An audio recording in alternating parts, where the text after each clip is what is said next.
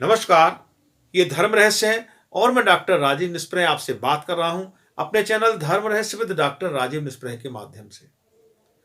पिछले दिनों मेरे पास कुछ प्रश्न आए व्हाट्सएप के माध्यम से, फोन्स के माध्यम से लॉ ऑफ अट्रैक्शन पर कि क्या लॉ ऑफ अट्रैक्शन वास्तव में कार्य करता है। इस पर कुछ हमारा मार्गदर्शन कीजिए। क्या क्लेम के साथ इसका कुछ संबंध है, इस पर हमारा कुछ मार्गदर्शन कीजिए। तो पहली बात तो मैं आपको ये बता देना चाहता हूं कि इस संसार में, इस ब्रह्मांड में जो कुछ भी आपको दिखाई देता है, उन दो चीजों के बीच में हमेशा एक आकर्षण बल कार्य करता है। दो ग्रहों के बीच में एक आकर्षण बल है, दो पिंडों के बीच में आकर्षण बल है। आकर्षण बल तो ब्रह्मांड का एक नियम है। साइंस भी कहती है, न्यूटन ने यह सिद्ध किया है कि दो ग्रहों के बीच में, दो पिंडों के बीच में हमेशा एक आकर्षण बल कार्य करता है।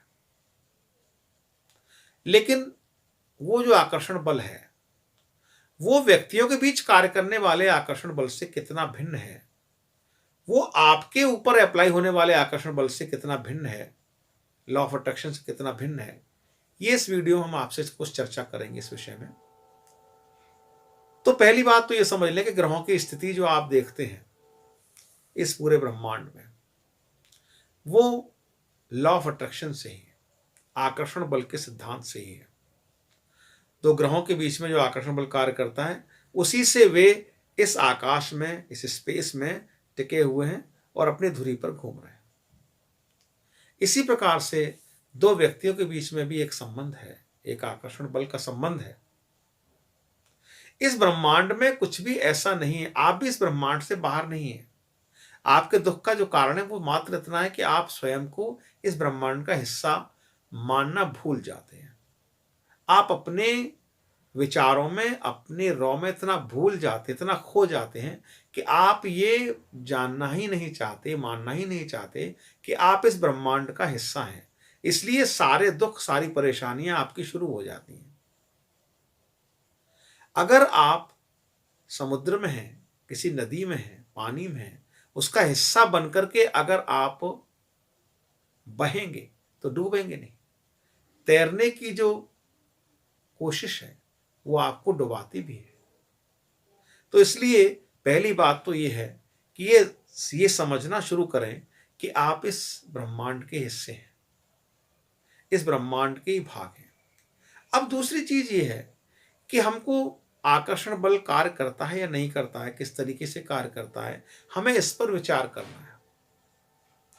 हमारी मन में जो कुछ भी घटित हो रहा है, हमारे मन में जो भी विचार चल रहे हैं, जो वाइब्रेशंस चल रहे हैं, वो आखिर आ कहां से रहे हैं? वो इस ब्रह्मांड की देन ही तो है। अगर ब्रह्मांड में कुछ घटित होता है तो आपके अंदर भी घटित होता है।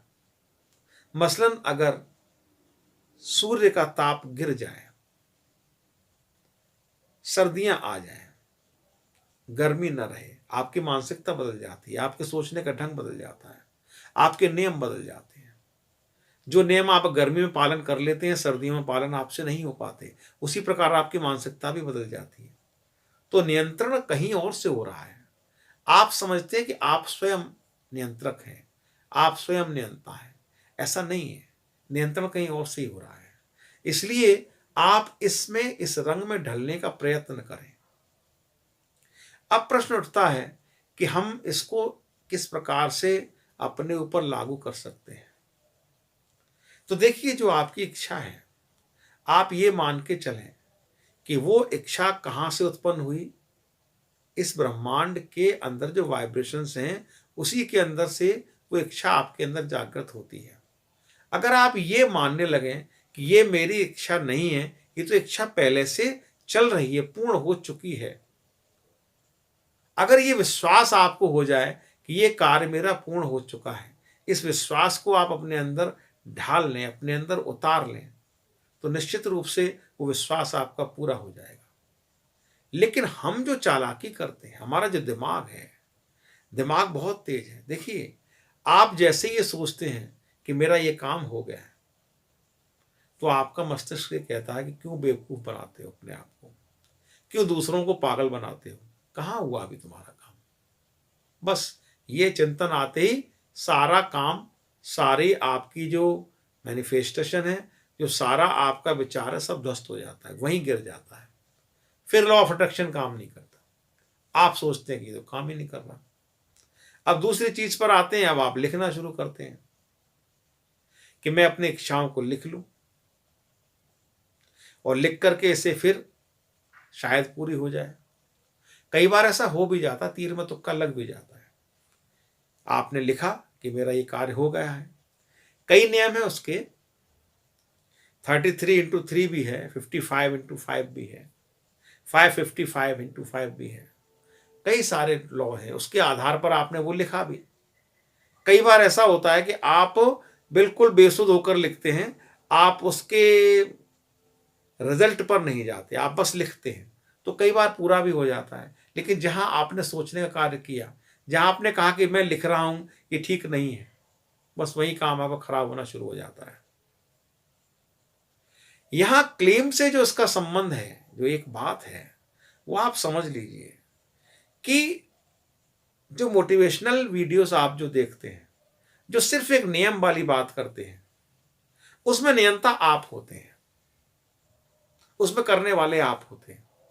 आपसे गलती हो सकती है, लेकिन जब आप क्लेम को अपनाते हैं, क्लेम को अपने जीवन में लाते हैं और क्लेम को दीक्षा लेकर आप, जैसे मैं बताता हूं उस तरीके से क्लेम को आप करते हैं, तो उसमें आप नियंता परमात्मा को मानते हैं, महाकाली को मानते हैं, भगवान श्री कृष्ण को मानते हैं। इनको आप सुप्रीम पावर मान के उनके नाम का स्मरण करते हैं, बार बार उनके नाम को लेते हैं, क्लेम का जाप करते हैं। जैसे मैं बताता हूं उस तरीके से क्लेम को आप करते हैं, तो आपके अंदर एक चीज जागृत होती है, आपके दिमाग में एक चीज पैदा होती है कि मैं कुछ भी नहीं, मैं कुछ भी नहीं, करने वाला कोई और है। जैसे ये भाव आपके अंदर जागृत होगा कि मैं करने वाला नहीं हूं, करने वाला कोई और है, तो आप इस धारणा के साथ जब अपनी इच्छा को बोलेंगे कि मेरा ये कार्य हो गया, तो ये आप नहीं बोल रहे, वो करने वाला हो बोल रहा है कि ये कार्य तुम्हारा हो गया, और वो कार्य होना शुरू हो जाता है। तो फर्क इतना है कि आप स्वयं नियंता बनकर, आप स्वयं अपने नियंत्रक बनकर, आप स्वयं सुप्रीम पावर बनकर बोलते हैं, या उस सुप्रीम पावर पर अपने आप को छोड़कर तब बोलते हैं। इतना सा फर्क है। ये फर्क जिस दिन आप समझ पाएंगे, लॉ ऑफ अट्रैक्शन काम भी करेगा और लॉ ऑफ अट्रैक्शन आपको लाभ भी देगा, क्योंकि आप सुप्रीम पावर है नहीं, और क्लेम के बिना अगर आप करते हैं तो सुप्रीम पावर बनने का प्रयत्न करते हैं, आप नियंता बनने का प्रयत्न करते हैं, वो हो नहीं सकता। इसलिए दिमाग वहां पर आपको धोखा देता है। दिमाग आपसे कहता है कि तू झूठ बोल रहा है, जो तू बोल रहा है ये तो है ही नहीं। बस वहीं पर कन्फ्लिक्ट, वहीं पर द्वंद्व शुरू हो जाता है और वो चीज फिर नहीं हो पाती। इसलिए क्लेम को अपनाइए, क्लेम को अपने जीवन में लेकर के आइए, उस परमात्मा से प्रार्थना कीजिए, वही आपके कार्य को बनाने वाले हैं।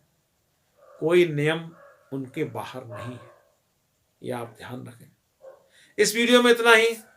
मेरी बातों को इतने ध्यान से सुना, इसके लिए आभारी हूं।